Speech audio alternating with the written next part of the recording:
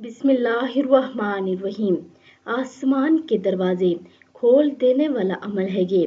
ابن عمر سے روایت ہے کہ انہوں نے کہا، ایک دفعہ ہم نبی اکرم صلی اللہ علیہ وآلہ وسلم کے ساتھ نماز پڑھ رہے تھے کہ لوگوں میں سے ایک آدمی نے کہا، اللہ اکبر کبیرہ والحمد للہ کثیرہ وسبحان اللہ بکرۃ واسیلہ۔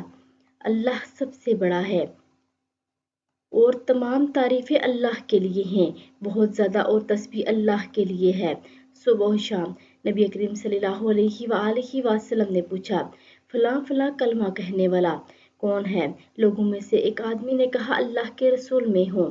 آپ صلی اللہ علیہ وآلہ وسلم نے فرمایا، مجھے اس پر بہت حیرت ہوئی، ان کے لیے آسمان کے دروازے کھول دیے گئے۔ ابن عمر نے کہا، میں نے جب آپ سے یہ بات سنی، اس کے بعد میں نے یہ کلمات کبھی ترک نہیں کیے۔